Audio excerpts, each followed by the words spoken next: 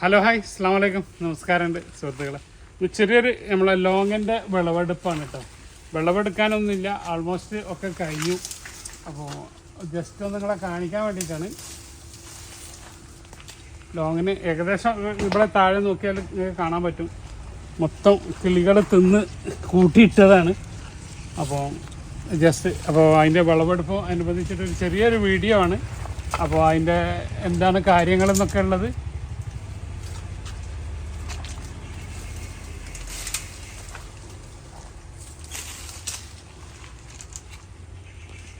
Just ഒന്നിങ്ങനെ കാണിക്കാനാണ് കേട്ടോ. നമ്മളെ ഡയമണ്ട് റിവർ അല്ലെങ്കിൽ വെറൈറ്റിപ്പെട്ട ലോങ്ങനാണ് ഇത്. കൊമേഴ്ഷ്യലി കൃഷി ചെയ്യുന്നൊരു ഇനാണ്, കൊമേഴ്ഷ്യലി നമ്മൾ കൃഷി ചെയ്യുന്ന ഒരു ഇനം ലോങ്ങനാണിത്. അത്യാവശ്യം ഫ്ലഷും നല്ല മധുരമൊക്കെ ഉള്ളൊരു വെറൈറ്റിയാണ്.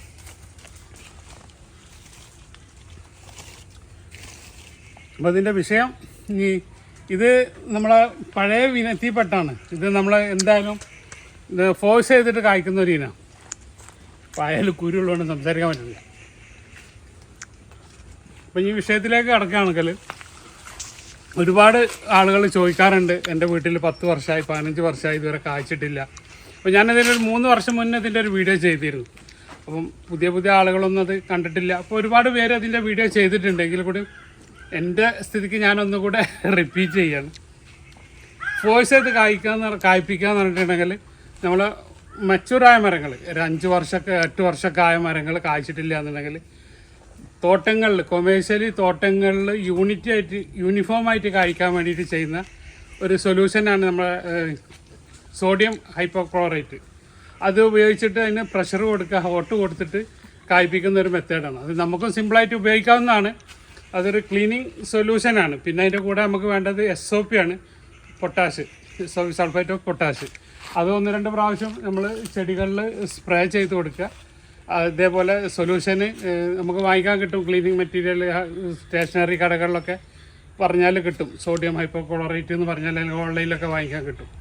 അപ്പോൾ അത് വാങ്ങിയിട്ട് ഒരു 10 ലിറ്റർ വെള്ളത്തേക്ക് 1 ലിറ്റർ സൊല്യൂഷൻ ഒഴിച്ചിട്ട് നമ്മളൊരു 15 ദിവസം ഇടവിട്ടിട്ട് നനച്ചു കൊടുക്കുക. അപ്പോൾ അതിൻ്റെ ആകെ ശ്രദ്ധിക്കേണ്ടത് ഒറ്റ കാര്യമുള്ളൂ, മഴ പെയ്യുമ്പോൾ നമ്മൾ ഒരിക്കലും അത് ചെയ്യരുത്. കാരണം കായ്ക്കും അത് സംഭവം ഒരു 3-4 ദിവസം മഴ കിട്ടരുത് ഇത് ഒഴിച്ചു കഴിഞ്ഞാൽ. പിന്നെയുള്ള പ്രശ്നം തന്നെ അത് ഫ്ലവർ ചെയ്തിട്ട് പൂപ്പൊടികളൊക്കെ നഷ്ടപ്പെട്ടിട്ട് അതിൻ്റെ കായ്ഫലം ഇല്ലാണ്ടാവും. അപ്പോൾ നമ്മളെപ്പോഴും ചെയ്യേണ്ട ഡിസംബറോട് കൂടിയിട്ടൊക്കെ ചെയ്യുകയാണെങ്കിൽ പിന്നെ അവിടെ നിന്ന് അങ്ങോട്ട് കിട്ടുന്ന ഒരു 3-4 മാസം നമുക്ക് നല്ല ചൂടും കിട്ടും. ഡിസംബർ ജനുവരിയിൽ ഇവർക്ക് ഫ്ലവർ ചെയ്യാനുള്ള ഒരു ഉന്മേഷവും കിട്ടും. അപ്പോൾ എൻ്റെ ഒരു അഭിപ്രായത്തിൽ നിങ്ങൾ ഡിസംബറിൽ അല്ലെങ്കിൽ ജനുവരി ഫസ്റ്റിലൊക്കെ ചെയ്താൽ നമുക്ക് മഴയില്ലാതെ ഇതിൻ്റെ കായ്ഫലം കിട്ടും. പിന്നെ വേനലോട് കൂടിയിട്ട് നമുക്ക് ഇതിൻ്റെ ഹാർവെസ്റ്റിങ്ങും എല്ലാം തീരും. അപ്പോൾ അതൊരു യൂണിഫോമിറ്റി ആയിട്ട് കായ്ക്കാൻ വേണ്ടിയിട്ട് തോട്ടക്കാർ ചെയ്യുന്ന ഒരു വിദ്യയാണ്. അപ്പോൾ കെമിക്കലാണോയെന്ന് വെച്ചാൽ കെമിക്കൽ സൊല്യൂഷൻ തന്നെയാണ്, കെമിക്കൽ തന്നെയാണ്. അപ്പം അത് നമ്മൾ ക്ലീനിങ് സൊല്യൂഷനാണ്. പിന്നെ ഉള്ളത് പൊട്ടാഷാണ്. പൊട്ടാഷ് പിന്നെ കൊടുത്താൽ ഒന്നും കൂടെ അതിൻ്റെ കായും ഇതൊക്കെ അതിൻ്റെ ഫ്രൂട്ട് നല്ല സൈസ് കിട്ടുന്നുണ്ട്. പൊട്ടാഷ് കൊടുക്കുന്നില്ലെങ്കിലും കായ്ക്കും അതിൻ്റെ ഫ്രൂട്ടിൻ്റെ സൈസ് വളരെ ചെറുതായിരിക്കും. അപ്പോൾ കൊമേഴ്ഷ്യലി ചെയ്യുന്ന ഒരു കാര്യമാണ് പറഞ്ഞത്. അപ്പോൾ 5 കൊല്ലം 10 കൊല്ലമായിട്ടൊന്നും കായ്ച്ചിട്ടില്ലെങ്കിൽ നമുക്ക് അങ്ങനെയെങ്കിലും ഫോഴ്സ് ചെയ്ത് കായ്പ്പിക്കാം.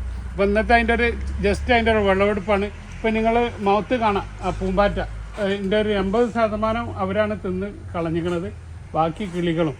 അപ്പോൾ ജസ്റ്റ് ഒന്ന് വിളവെടുക്കുന്നൊരു വീഡിയോ ആണ്.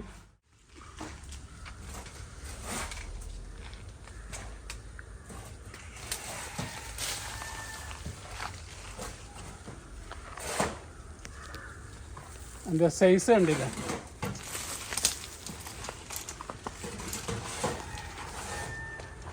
കണ്ടോ, ഇതാണ് ഇതിൻ്റെ സൈസ്. അപ്പോൾ ഏറ്റവും നല്ല കൊമേഴ്ഷ്യലായിട്ട് കൃഷി ചെയ്യാൻ പറ്റുന്നൊരു ഇനാണിത്.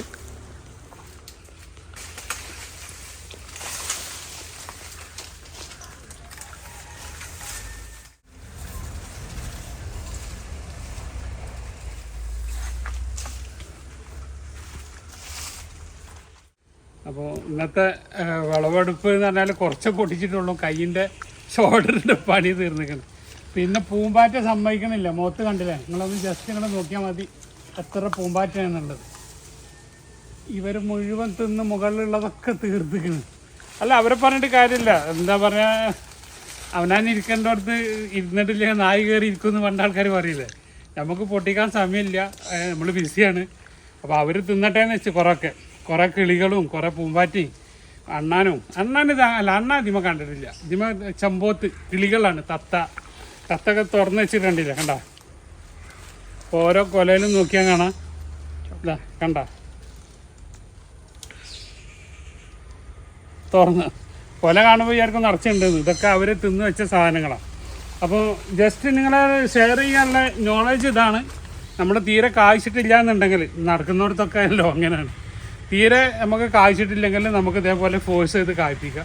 അപ്പോൾ 8 കൊല്ലം 10 കൊല്ലമൊക്കെ ആയിട്ട് കായ്ക്കുന്നില്ല എന്നുണ്ടെങ്കിൽ സോഡിയം ഹൈപ്പോക്ലോറേറ്റ് കൊടുക്കുക. കുറച്ച് അതേപോലെ തന്നെ SOP 2-3 തവണ സ്പ്രേ ചെയ്ത് കൊടുക്കുക. മഴയത്ത് കൊടുക്കാതിരിക്കുക. കൊടുത്തു കഴിഞ്ഞാൽ ഒരു 3-4 ദിവസമെങ്കിലും മഴയില്ലാത്ത നന പാടില്ല. എങ്കിൽ മാത്രമേ വളവും ചെടികളും വെള്ളം ചെന്ന് കഴിഞ്ഞിട്ടുണ്ടെങ്കിൽ വീണ്ടും അത് ഡയലൂട്ടാവും. അപ്പോൾ വെള്ളം ഒരിക്കലും കൊടുക്കാതിരിക്കുക. അതിൻ്റെ കെമിസ്ട്രി വർക്ക് ചെയ്യണമെങ്കിൽ 4 ദിവസം നമ്മൾ നന പാടില്ല. അത് മഴ പെയ്യാനും പാടില്ല. അതാണ് മഴ ഒഴിഞ്ഞതിൻ്റെ ശേഷം കൊടുക്കാന്ന് പറഞ്ഞത്.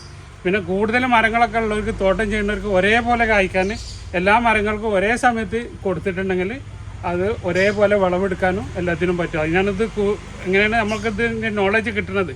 3 വർഷം മുന്നേ ഇത് തായ്ലൻഡിൽ തോട്ടത്തിൽ ചെയ്യുന്നവർക്ക് വിളിച്ച് ചോദിച്ചപ്പോൾ അവർ കൊടുക്കുന്നൊരു മെത്തേഡാണ് നിങ്ങളോട് അന്ന് ഷെയർ ചെയ്തത്.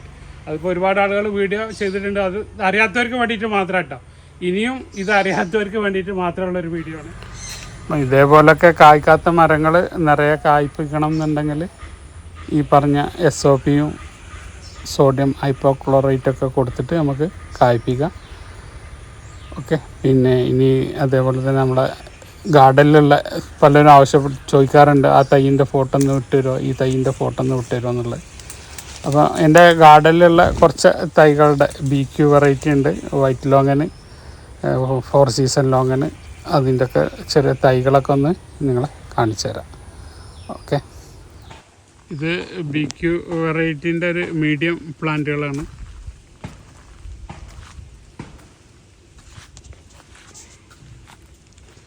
ഒരു 5 അടി ഒക്കെ പൊക്കമുള്ള തൈകളാണ് കേട്ടോ.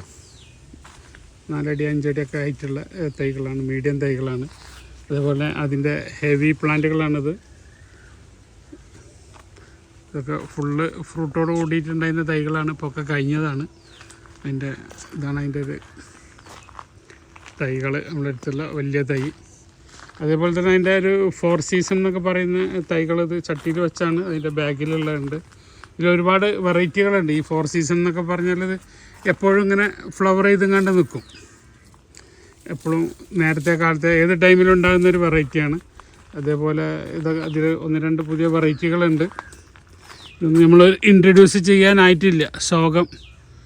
ശോകം ആരോമ എന്നൊക്കെ പറഞ്ഞിട്ട് കുറേ വെറൈറ്റികളുണ്ട്. അപ്പോൾ അതിൻ്റെയൊക്കെ റിസൾട്ട് വെയിറ്റ് ചെയ്യാണ്. ഇത് അതേപോലെ തന്നെ അതിൻ്റെ വേറൊരു ഇനാണ് വൈറ്റ് ലോങ്ങൻ്റെ അത്യാവശ്യം മെച്ചൂർഡായ പ്ലാന്റുകളാണ്. ഒക്കെ പ്രൂൺ ചെയ്തതാണ്. ഒക്കെ ഫ്രൂട്ടിങ് തുടങ്ങിയ പ്ലാന്റുകളാണ് വൈറ്റിൻ്റെ. അതേപോലെ തന്നെ ഇത് 4 സീസണാണ് ഈ ബാക്കിൽ കാണുന്നത്. ചെറിയ തൈകളില്ല, ഒക്കെ വലിയ വലിയ തൈകളാണ്. ഇത് ഡബിൾ ലോങ്ങൻ എന്നൊക്കെ പറഞ്ഞിട്ട് ഇപ്പോൾ മാർക്കറ്റിൽ വിൽക്കുന്ന സാധനങ്ങളാണ്. അപ്പോൾ ഞാനും അതിൻ്റെ ഒരു വലിയ തൈ വേണ്ടപ്പെട്ട ഒരാളടുത്ത് നിന്ന് കൊടുന്ന് വെച്ചതാണ്. ഡബിളാണോ ത്രിബിളാണോ എന്നൊക്കെ നമുക്ക് നോക്കാം. പേരുകളിടാനും മുടുക്കന്മാരാണ് നമ്മളെ, പ്രത്യേകിച്ച് മലയാളികൾ, പ്രത്യേകിച്ച് മലപ്പുറത്തേർ. പേരിടലിലും ഭയങ്കര മുടുക്കന്മാരാണ് നമ്മൾ.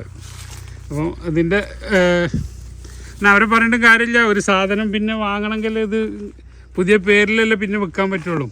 ഒരിക്കലുള്ളവന് പിന്നെ ബ്ലാക്ക് ലീഫ് ഉള്ളവന് പിന്നെ ബ്ലാക്ക് ലീഫ് വാങ്ങുമല്ലോ. അപ്പം ബ്ലൂ ലീഫാക്കും.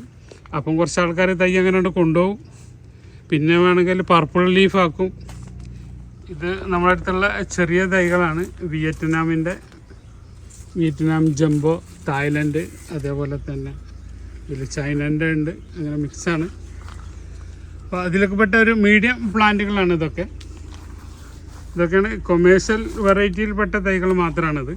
പിന്നെ ഇതിൻ്റെ റെഡ് റൂബി ഉണ്ട്.